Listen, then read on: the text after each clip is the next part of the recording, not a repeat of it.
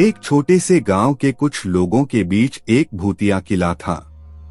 कहानी उस गांव के एक युवक नामक रवि की है, जो उस किले की बजाय उसकी बड़ी स्वीकृति करता था। उसने सुना था कि वहां रात को अजीब अजीब आवाजें आती हैं, लेकिन उसकी जिज्ञासा उसे उस किले की ओर बढ़ने के लिए मजबूर कर दी। एक रात रवि ने अपने दोस्त अर्जुन को साथ लेकर किले की ओर बढ़ा। गांव वालों ने कहा था कि रात को किले के आसपास कुछ अजीब घटनाएं होती हैं। जब वे किले की ओर बढ़ रहे थे तो बड़े ही अचानक एक आवाज सुनाई दी, तुम कौन हो? रवि और अर्जुन ने एक दूसरे को गोंदने की कोशिश की, लेकिन उन्होंने किसी को नहीं देखा। किले के अंदर वे एक कमरे में पहुंचे, जहां एक गहरा काला सामान हैरानी में बिखरा हुआ था। वहां एक विरक्त कुर्सी पर बैठी हुई एक छाया सामने आई, जिसने रात की अंधकार में एक चमकीली आंखों के साथ मुस्कान में बदल दी। रवि और अर्जुन ने देखा कि कुर्सी पर बैठी हुई छाया का रूप एक हसीना का था, लेकिन उसकी मुस्कान ने उन्हें बहुत बहकाया था।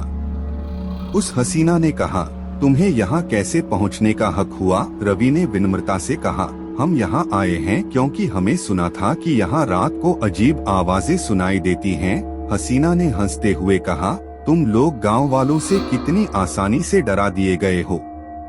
रवि और अर्जुन ने समझाया कि उन्होंने किसी को डराया नहीं, बल्कि उन्हें डराने का मौका चाहिए था।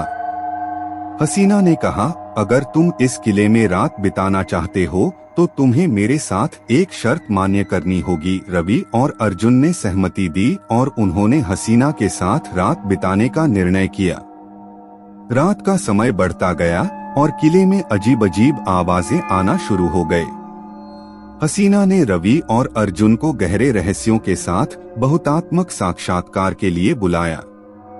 वह बताने लगी कि यह किला एक समय में एक बड़े साम्राज्य के राजा का था, जो अपने राजमहल में बहुत अमीर और सुखी था।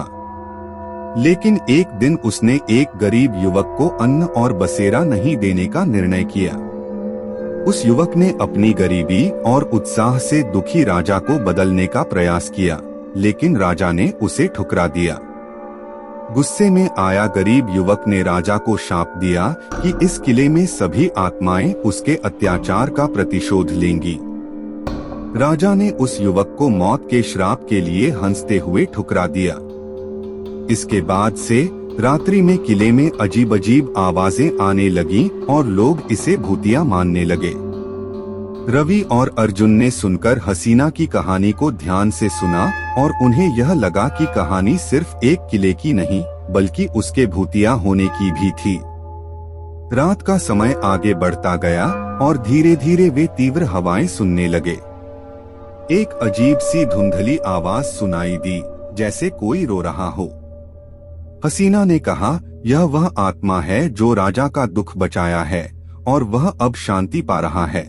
रवि और अर्जुन ने भी धुंधली आवाजों को सुना और उन्हें आत्मा की प्रतीति होने का एहसास हुआ।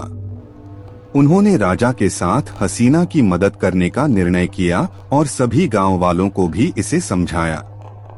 किले में रात बिताने के बाद गांव वालों ने राजा की आत्मा को शांति प्रदान की और किला वापस सुरक्षित बना दिया। रवि और अर्जुन ने एक नए दोस्त प्राप्त किया और उन्होंने समझाया कि भूतिया जगहों के पीछे अक्सर एक दुख की कहानी होती है, जो सुनकर हमें अपनी गलतियों का एहसास होता है।